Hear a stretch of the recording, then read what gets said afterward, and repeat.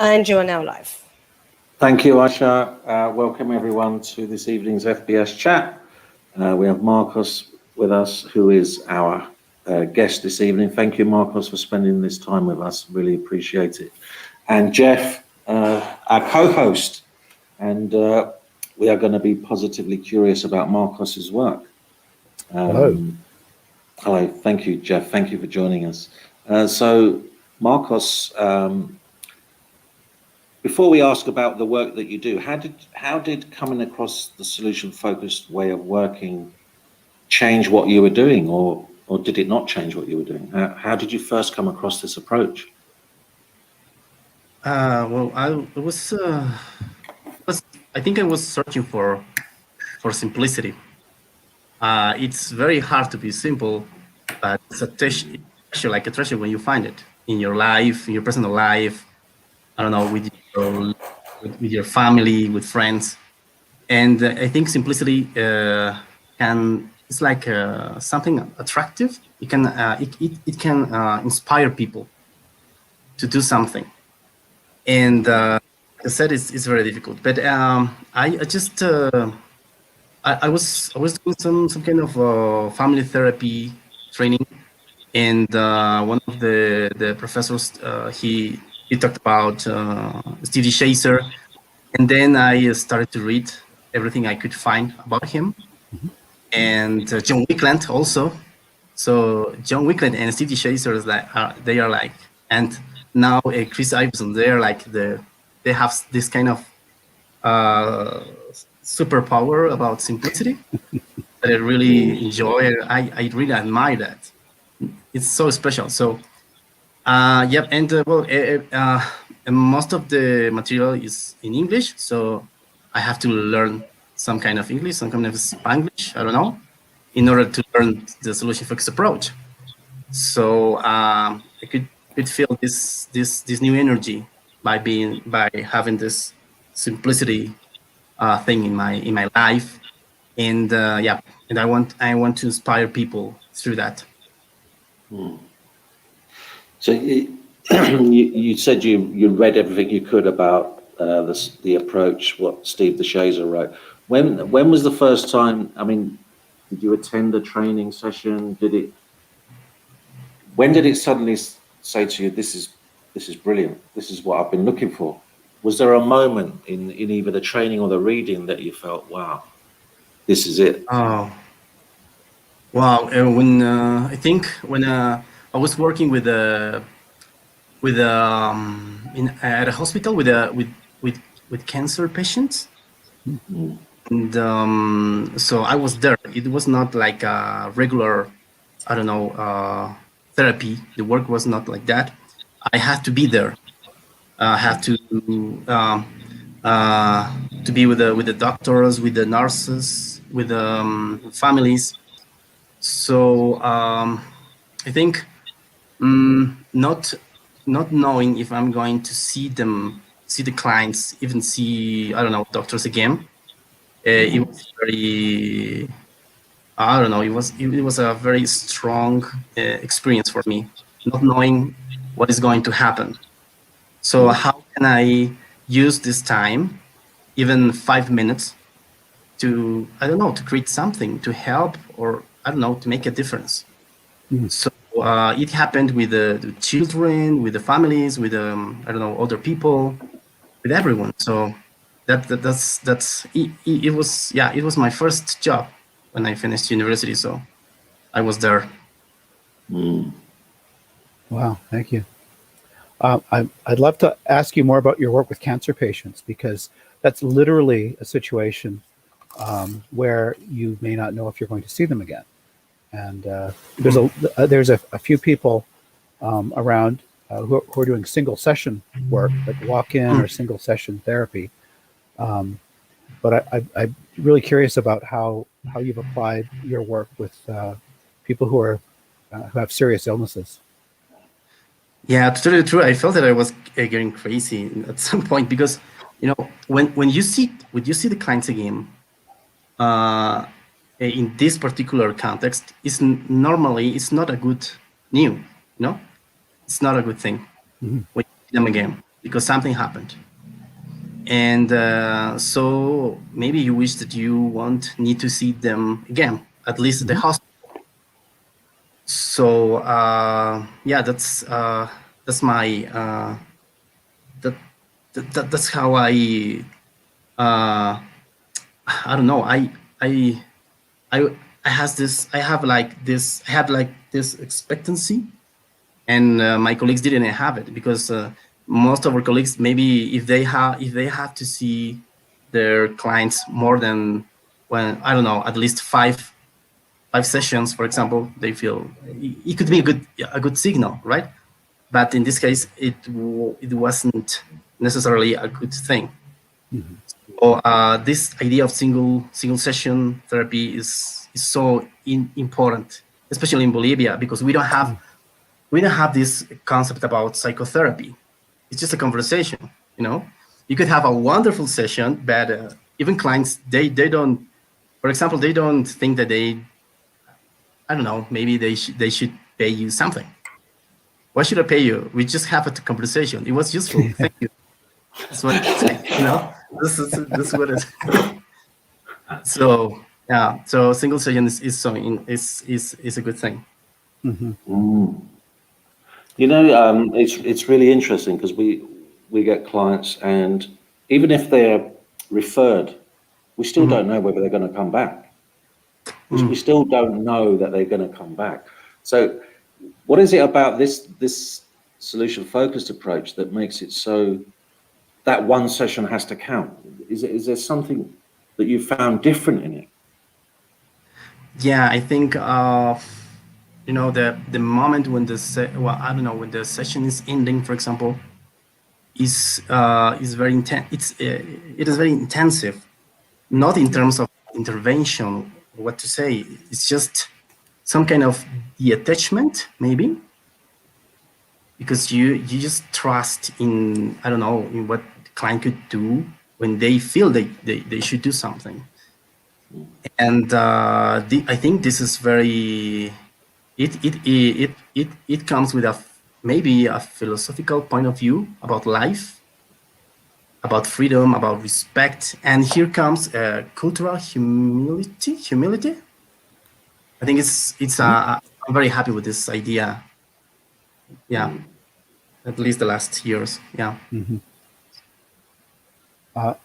If I can go back to something, you know, you mentioned, John, the influence of John Weekland. Yeah. And, you know, I think some of us in the SF world acknowledge that John and Steve were, you know, fast friends, and John was a great influence on Steve, but we don't hear much about John Weekland anymore. Can you talk a little bit about how John's work influenced you? Well, I think he's one of my idols because I don't know, in some articles I read about him, book, I think it calls Tactic of Change. I don't know if I'm reading this well. It's like he's trying to get things more simple. How could we do this question? How can I do this in a simpler way? So it's amazing. It's fascinating because you're trying to help. I feel that he's trying, of course, to help, but at the same time, he wants to improve. He wants to see himself doing it.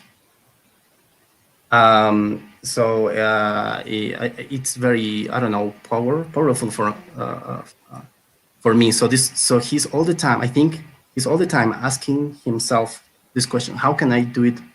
I don't know, better and using simplicity.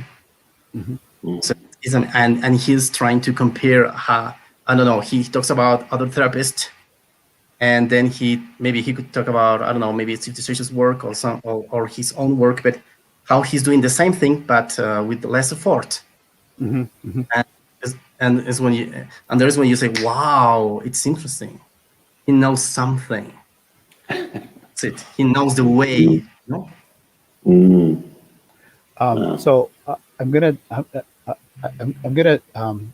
pop another idea in about John, because I think I heard Steve say this once. He said MRI is about is about stopping something, Mm. stopping a pattern, and solution focused is about starting something. So MRI, John's work was problem focused. Mm-hmm. So can you talk about how it links up? Yeah, I think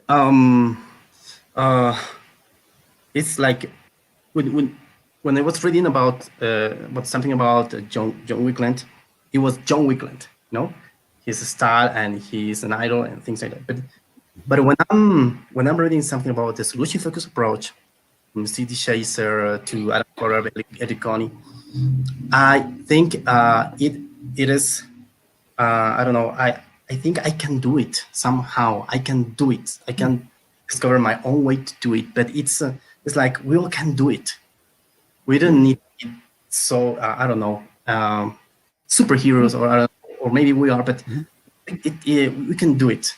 It's achievable for everyone because it's about the client. It's not about us. So it's great. So see, Yeah. I think John after didn't like, I only met him like twice. And I don't think he took himself that seriously, right? So I asked him one time, we were at a conference, and I said, "What's the difference between like a conference like this? It was all brief therapy and narrative therapy people, and what you would have been doing 20 years ago." He says, "I would have been 20 years ago. I would have been in my hotel room preparing." Instead of here in the bar with you. So, I think it was pretty relaxed in his later years about these ideas. So I don't know if you, so quite a character. And even thinking about what you were saying there about the solution focus was pretty problem focused to start with. I mean, it was almost like the MRI of the North, or whatever Steve used to say it was. And it was when we were talking to Eve about that one question, which someone, and no one knows who, went and asked the family what they wouldn't change, rather than what is it that needs to change. And that one question apparently turned the whole thing on its head, because then they became solution focused rather than problem focused. Just asking the client what they want instead.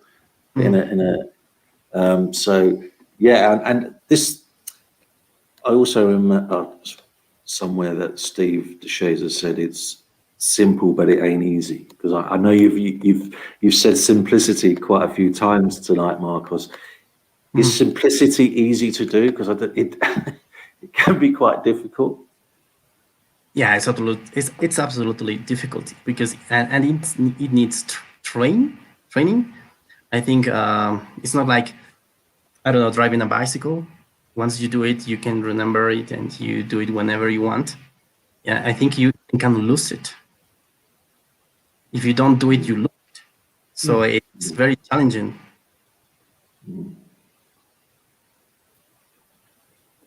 Especially if you're immersed in a system that's doesn't make it easy to be simple, right? Like all the diagnosis and all this pathologizing, systems like that seem to seek complexity. I don't know much about the center, your center in Bolivia, and can you say a bit about that and your work?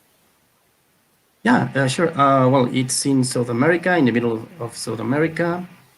I mean, now I'm working at the public university, and there we have a project about we will help him the protective family system, the rural area, and it's about they call it cultura de paz, peace culture. So I'm trying to use the solution focused approach all the time. So it's just a name, but right now I'm calling it peace design. Peace design. Yeah, piece design. Yeah, just to in order to explain the solution focused ideas to other people that is already working against violence. Mm-hmm. So yeah, so we are very focused on not teaching anything, just doing questions Mm-hmm. and see what happens. So we're doing some research about it. So you're pro peace, not anti-violence. Yeah, something like Yeah. that. We're looking for the presence of something. Yeah. Cool. Mm, mm. I think that's the most important idea. Yeah. So how does it translate into Spanish, Marcos? Is it a difficult thing? You know, that the language, does the solution focused question still resonate across barriers and cultures? I think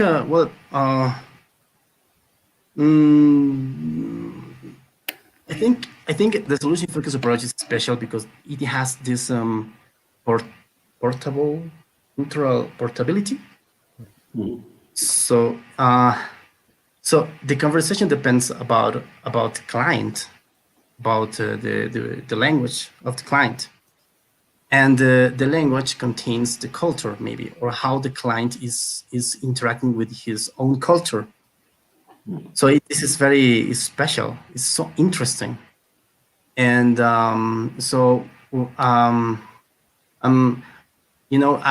are questions like what else, what difference would that make, what would you notice? They're like very easy to translate to Spanish. But the most important thing is to believe in those questions. So that's why the solution focused community is so important for me. So I think about all of you sometimes when I'm with my clients, because I need to believe this. No one is doing this kind of job, at least with this very, very solution focused. So I need to translate those questions, to use them, and just to wait what the client has to say. But they are very useful. I think they're working. And for example, talking about best hopes questions, I think I don't know. This question is amazing. Sometimes people from rural communities, they answer the questions very fast and with a lot of details. It's amazing. And sometimes they don't. But it doesn't mean that there is I don't know, cultural wall or barrier there. So taking some ideas from microanalysis, this part of calibration is so important. So if the client is not, maybe it's not understanding the question or something like that, I just calibrate the language in the next question. So So I just thought of something this TED talk that I often show when I'm training. It's how language influences the way we think, right? So there's this neuroscientist who studies language and talks about the idea that like some languages have more active voice and some have passive voice. Like she said something like, in English, I might say, I broke my arm. But she would say that makes no sense in other languages. I think she mentioned that Spanish, if you said, I broke my arm, it wouldn't make any sense because it's a different verb construction. I don't know. So have you noticed any things that like in terms of personal agency where this is a bit obscure now, but like where verbs maybe don't come across the same way in Spanish as opposed to English? In terms of verbs, yeah, maybe in terms of seeing language like a coding system, it not always fit all the time. So, but again, I have there are here you can find a lot of surprises. There are communities where young people, for example, are using English words now. So it's so interesting, So and one thing that I find very useful is this idea that not necessarily we need to understand all words that the client is saying, maybe. So maybe we can just look for the purpose, for the expectancy or the description of this word. So for example, here we have like 60 languages, but all of us talk Spanish, but we all have our Spanish version related to the grammar or of our original languages. So and sometimes I'm talking to client, and he could use some words that I don't understand. And what I love about the solution focused approach, from my understanding, is that I don't necessarily need to ask what it means. Maybe I just shoot this question, and the purpose of the description, then the next description could just have some sense with the word. So this is also very a powerful tool for working with another cultures here. Yeah. Does anyone want to read Ella's comment? Shall I read it? It's all important to believe in the questions. Yes. Hi, Marcos. Wonderful to hear you chat here and hear about your work. That's from Ella. I was just thinking back to something you said earlier, Marcos, about how the people in your area, the communities, would think, so you're here to ask me questions and people pay you to do that? Do you know what I mean? It's like, we're just having a conversation. What the hell's going on?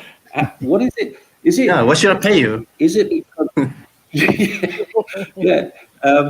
When you speak to them in a solution-focused way, in terms of, right, I'm asking you what would be a good outcome from our conversations or from our intervention, does that change their view of therapy or in general? Because it sounded like what you were saying was people, and I get it, my parents were from that generation where thought, what, you get paid to talk to people? What the hell? I just wondered, this way of approach and putting the client in the role of expert, did that make it more acceptable to people where they're more open to conversations with you? Yeah, definitely. It's interesting because most of the time I don't even need to explain a lot of details about what is a session process. Just me being like stick with the questions and just keep doing questions. I think it's telling them what is it all about, what we're going to do the next minutes, and so it helps. Like you said, the expert is the client, so I'm doing questions. I'm very respectful and accepting. I'm not going to understand everything, but I'm still there. So those minutes, I'm all them. I'm all myself is with the question in every question. So, getting ready for this, I cyber stalked you a little bit. Oh, thank you. It's a honor. But it was mostly Spanish. Spanish.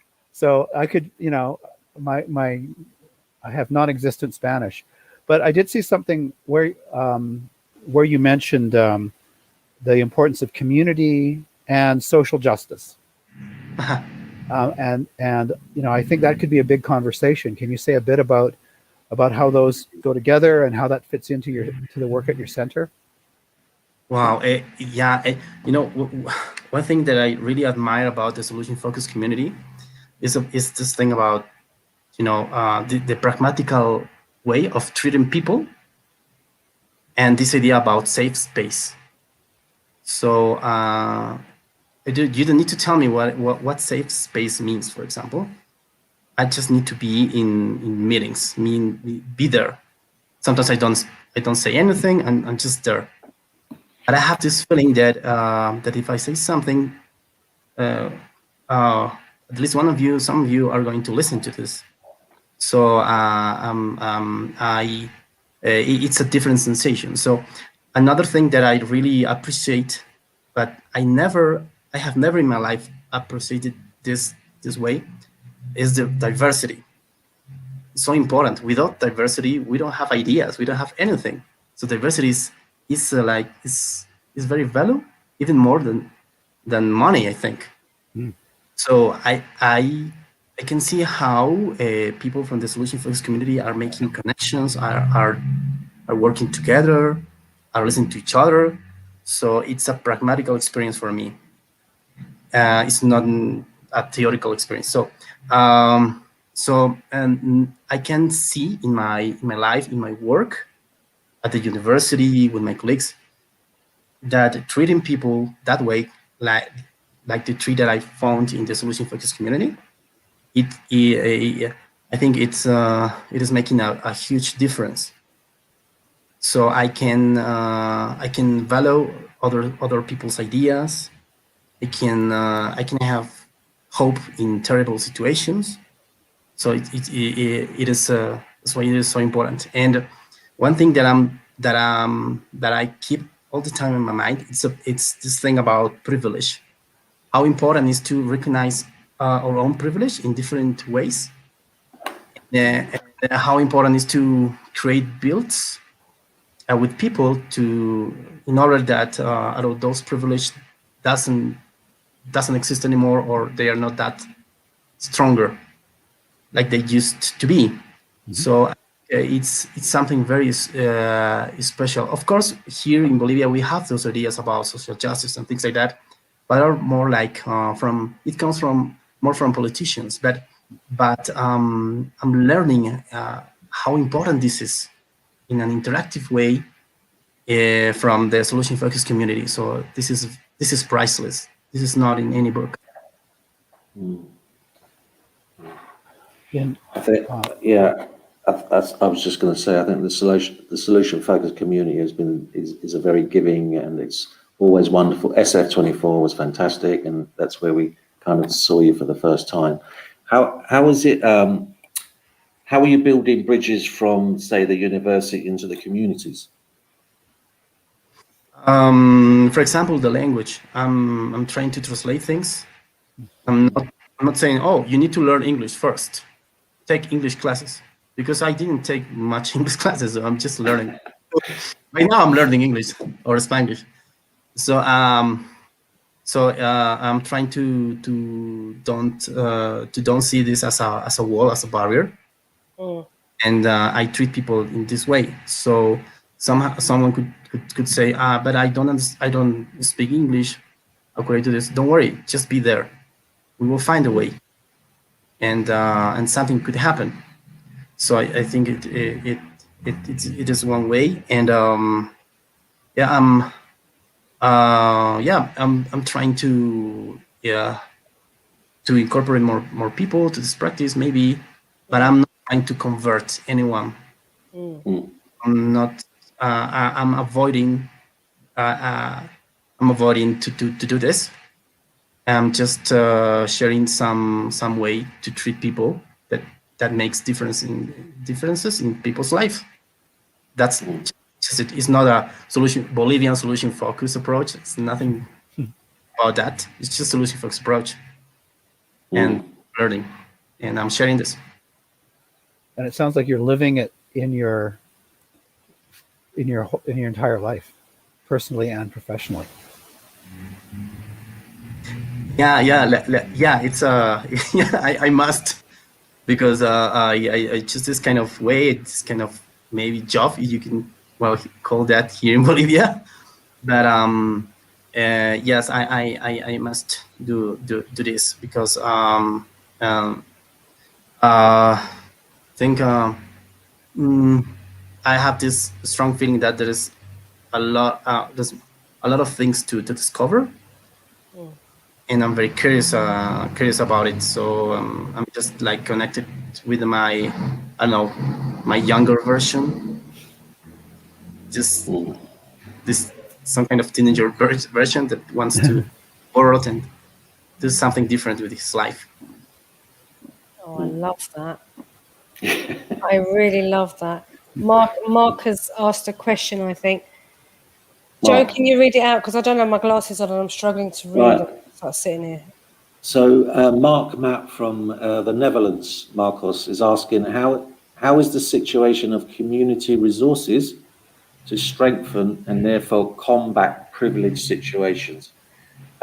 He was in La Paz where he walked into a center for women. Does that help? I don't know if you understand the question, but yeah. Yeah, overcome privileged situations. Well, I think there is from the solution focused point of view. I think there is a whole universe that we could work, and this universe is the diary experiences, the regular experiences that we have. For example, the way you treat your neighbor, the way you say hello, the way you ask things, the way you treat people.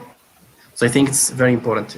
But I think till now we have more like a political movement, which could be important, but people are like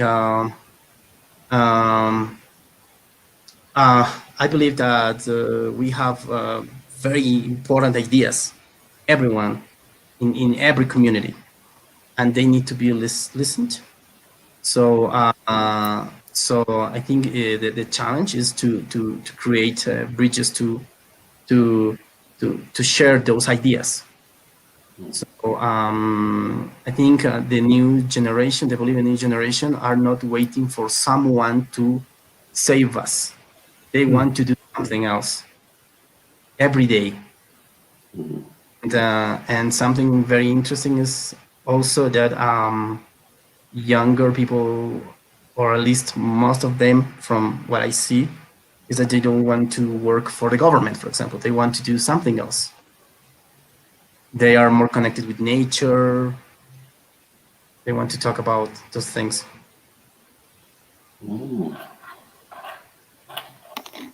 So the younger generation are kind of wanting to, it's almost like they want to branch out, almost like get away from working for the state or working for the what we call over here the state-run organizations, but want a bit more, I don't know, freedom to be themselves, to experiment, to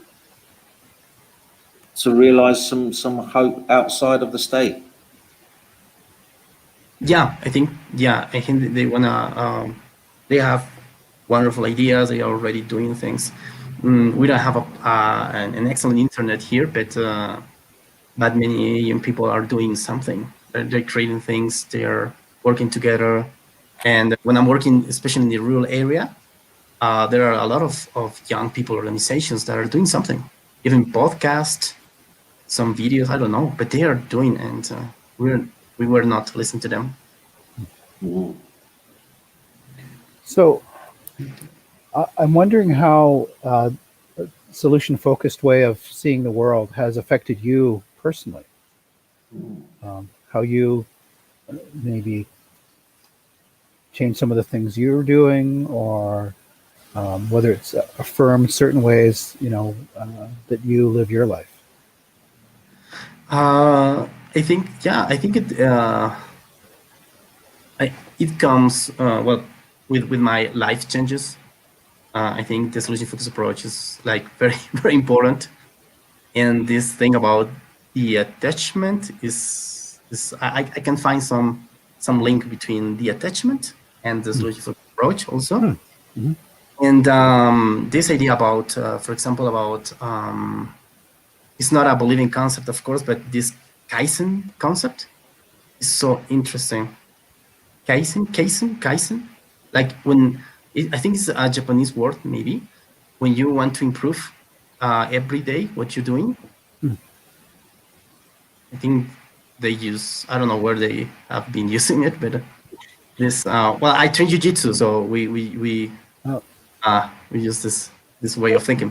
It is Kaizen, Kaysun. Yeah. Yeah, exactly. And yeah. No, I was just going to say, so is Kyson almost like, what's my next step to being a better version of myself? Is that like a continual look at improving? Yeah, and no matter what could happen, of course, terrible things could happen, difficult things, but maybe there's something we could do from we are starting. So, yeah. So what exciting projects have you got? What's the next thing you'd like to get your teeth into, Marcos? I would like to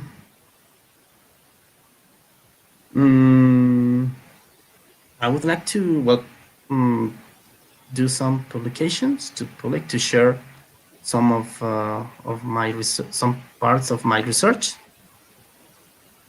I think it would be great. So I just want to have those things in order to share some ideas. And I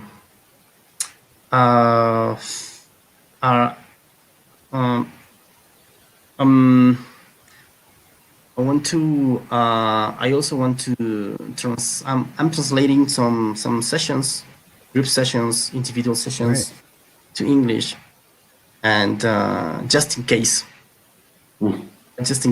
just if someone wants to read it or criticize it, or I don't know, but yeah, and right now, intentionally, I'm looking for having this conversation with people from my country that are maybe from different cultures than mine. So I just want to see what could happen. So I'm just looking for difficult situations. And we're working with this project about safe spaces. Originally, it was about national reconciliation, but because of political situation, it's not that good to say that maybe. But spaces are important, so we're working with communities, and we just maybe construct building some preferred future where there are peace or things like that. And that's what we're doing. And I think I'm very focused right now in this single session work, and I'm very focused also about working just 15 minutes with a client, because this is the time I have when I go to the communities most of the time, just 15 minutes, maybe 5 minutes, and I don't know what's going to happen, but I want to study this. What can happen from this? Can you do that and then tell us how to do it as well? 15-minute conversations. I don't know. Just I think I was doing some microanalysis, and it was an accident. The 15 minutes also was an accident because my first session that I microanalyzed was only about 15 minutes. And the other sessions were about 15 minutes. We're about 1 hour or maybe 2 hours from other colleagues. So we decided to just take the first 15 minutes. And we found some surprises there. For example, when we're doing, in those 15 minutes, I don't know how to say average, promedio, average, right? Average, number that represent a lot of numbers, right? Average. Yeah. Average. The average of the first 15 minutes, maybe a solution-focused session in Spanish, maybe, is like, I don't know, we say like 150 utterances between me and the client. That's what happened. And comparing to other practitioners, sometimes they have like, 70, 60 utterances between them. So there is, I don't know what it means yet, but there is a difference. And because of these things of calibration or things like that, if there are 150 utterances, of course, the client said 70, for example, 75 utterances. It means 75 descriptions, details, or differences, or they could be. So, so there is something there. So I'm trying to just analyze those data. Yeah. No, well, and the practitioner, if you're doing the interviewer, is more active and maybe more purposeful. Yeah, and the practitioners say also that his utterances are shorter than the other practitioners, a lot shorter, with questions like what else, what would you like, what else would you like to see, what would they see, I don't know. And but with other practitioners, sometimes the practitioner talks more than the client. Mm-hmm. So that's why they have like just 15, 40 utterances in 15 minutes. So I'm not saying that here in Spanish we should do just 15-minute sessions, but it kind of, we have this time, not regularly we have this time when we're working especially in communities or protective families systems sometimes. So the solution focused approach is so interesting. So in terms of, I don't know, crisis conversations, it could be useful, maybe. So I'm just trying to. I mean, you can't get any briefer than that. Mm-hmm. Yeah. Sorry? You can't get any briefer than that. It's, those 15-minute short but very useful conversations can have the same outcome of when you're having a conversation for the hour. Yeah, at least in terms of talking about the side of the comms and some description about the preferred future. Yes, and yeah, we can at least just, because I read it my pre-service, so I'm just looking. Sometimes I'm just looking for just things. So I imagine that he will say, "Oh, good job." Well, accidents are good. Like I heard a story that I've heard about the way the miracle question was not invented but discovered was an accident. So Post-it notes are an accident. They weren't just trying to design Post-it notes either. So there's lots of good accidents. As we spoke to Chris a few weeks ago, it would be remiss of me to ask, what is it about Chris's approach that resonates with you so much?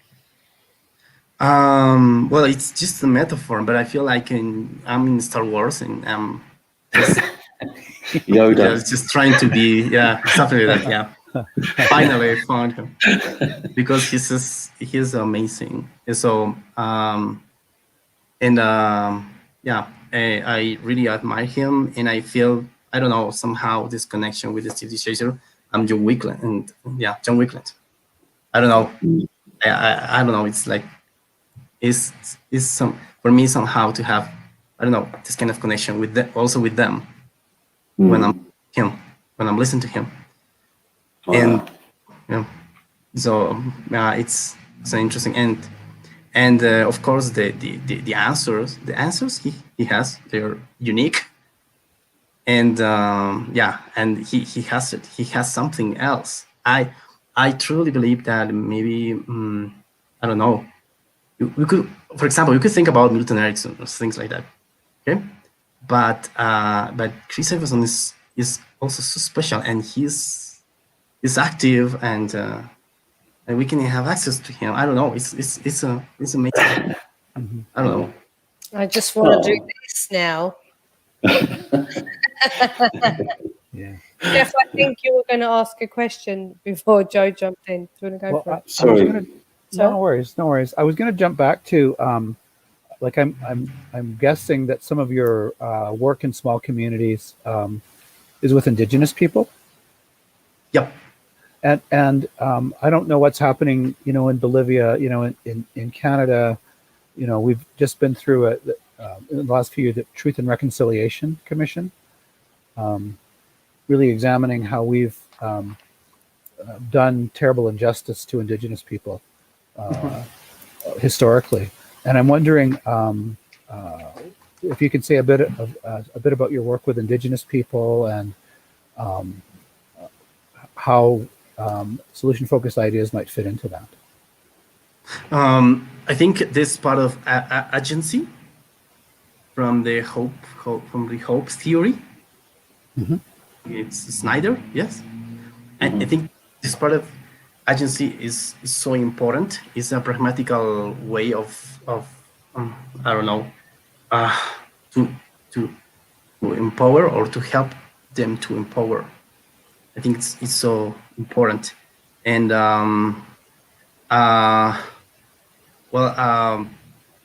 we have I think it's at least for me it's very useful to not just find not find differences between cultures, but also find similarities. Mm-hmm. And it's amazing to find similarities. And well, I'm working with a woman, with groups of women, and I try to be very, very respectful. So that's why for me agency so important. So I'm deliberately not trying to teach anything, just do questions, and at the same time I'm trying to respect their own processes. Their own processes, because every community has their own way to deal with things. For example, justice could be a different topic in every community, and the way they manage justice could be different. So it's very it's so important to don't try to teach them, and instead asking questions. And another thing is I like this I don't know if this is a concept, but walking therapy. Mm-hmm. Or I think it's more special than mobile therapy. Walking therapy means that we're going to, I don't know, have a conversation in, I don't know, in any place that belongs to the community, in the church, in the, I don't know, in the school, just walking together. So I think this mobile conversations idea is so useful for me. So we could have this project that calls Sumaya Ahayu. It means, it's in Aymara. It means hope of the soul. Yeah. And so it's about visiting communities once a week and having these conversations, just walking conversations. Do any of the conversations you've had in particular communities, or one conversation or a series that really stand out for you, Marcos, that really resonated with you? And because we have families that always stick with us, you know, that, well, for whatever reason. Is there any that stand out for you?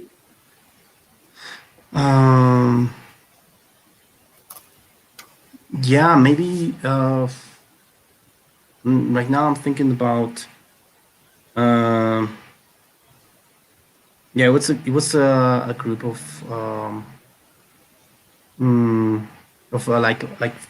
farmers, and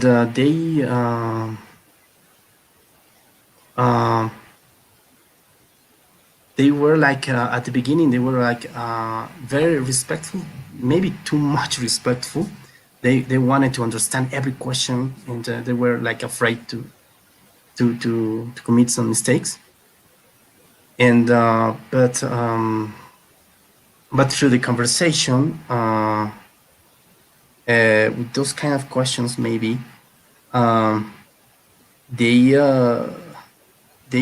started to say things related to I don't know. They were expecting things like gratitude and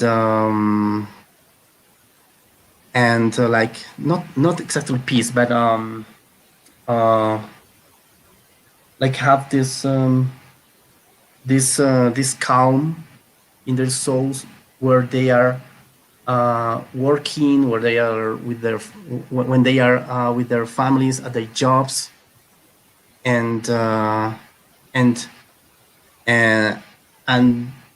it was very I don't know, very like inspiring, because they didn't they were not talking about, it was not, you know, maybe mostly I have to just say, okay, you want these things to change, but how would you how would you react? What would you like to do?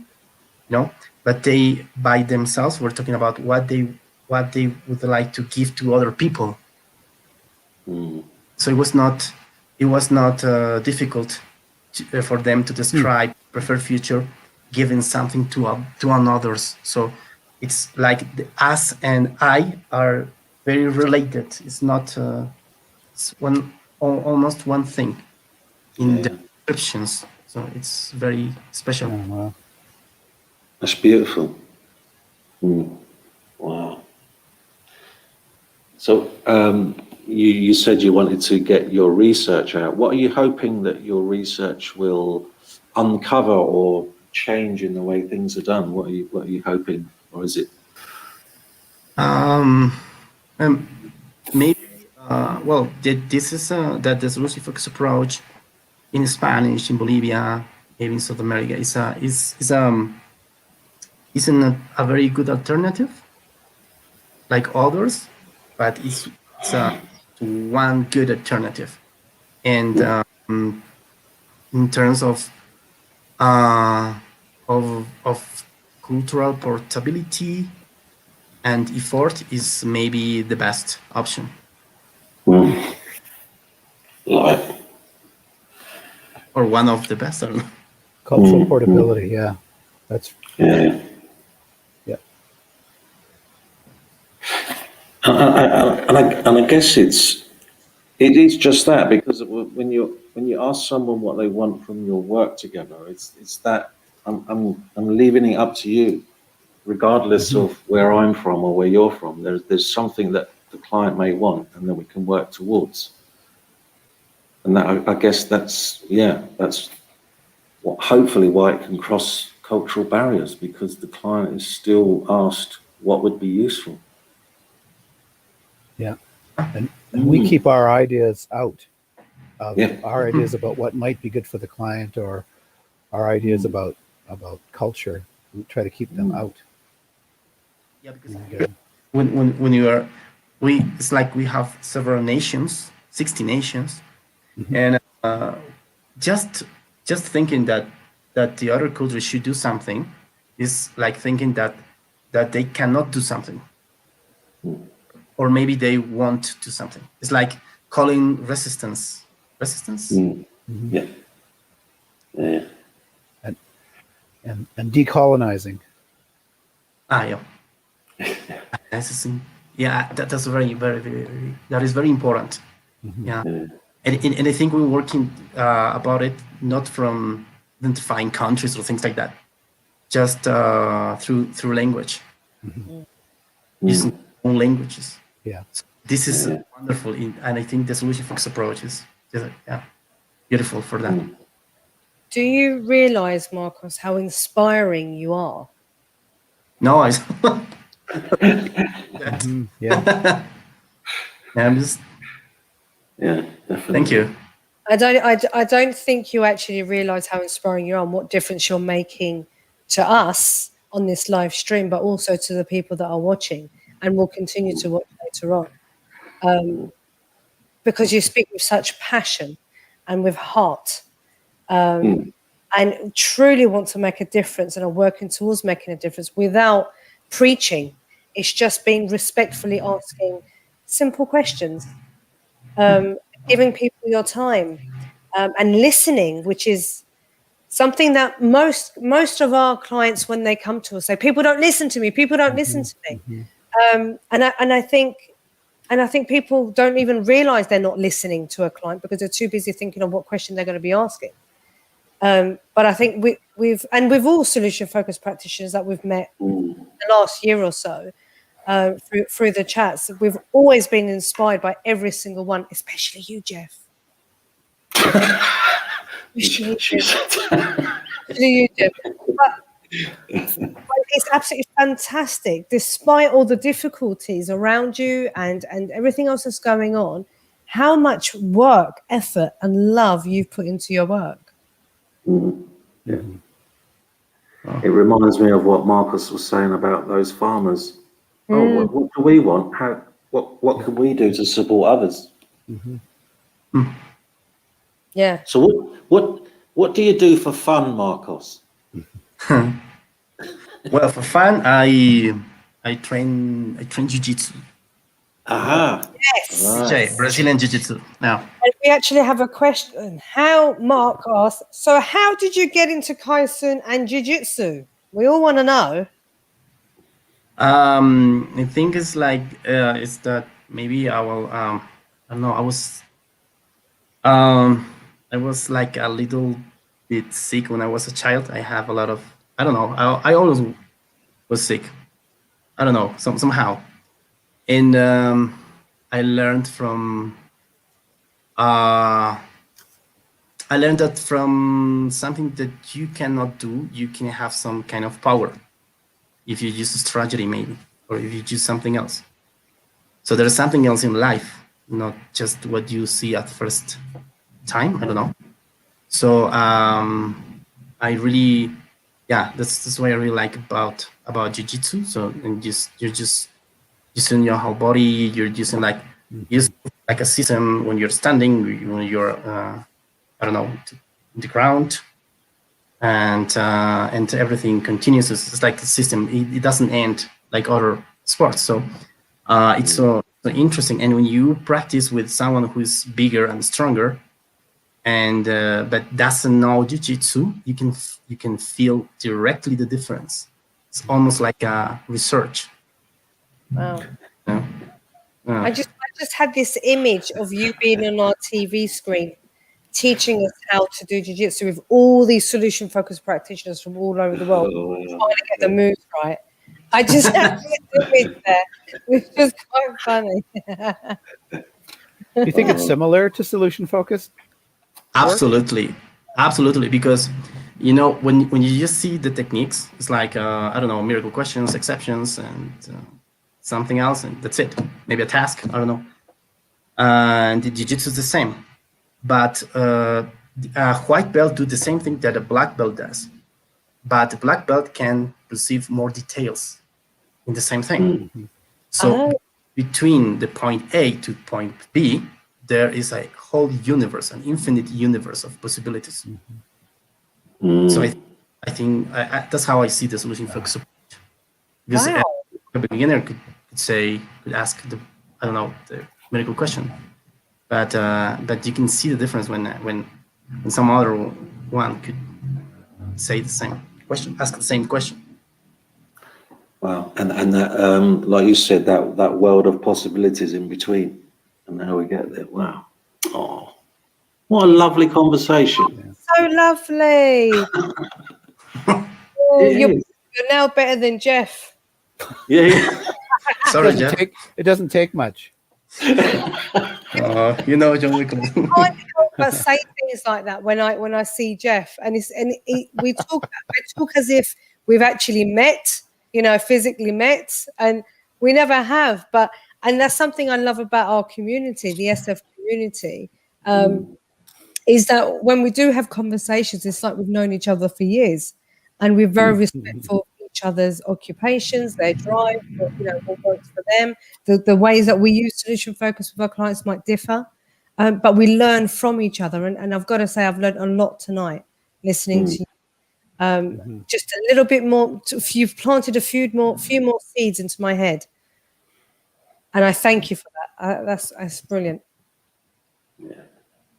And from Jeff Joe or Marcos? Yeah. I was just going to say the one of the I think one of the benefits, maybe several benefits of this lockdown is that we've met people all over the world that we would never have met before. We would never have had this conversation, even if we'd met in a conference and we're very kind of. I'll just go and have my cup of coffee and sit down on my own somewhere because I'm not very sociable.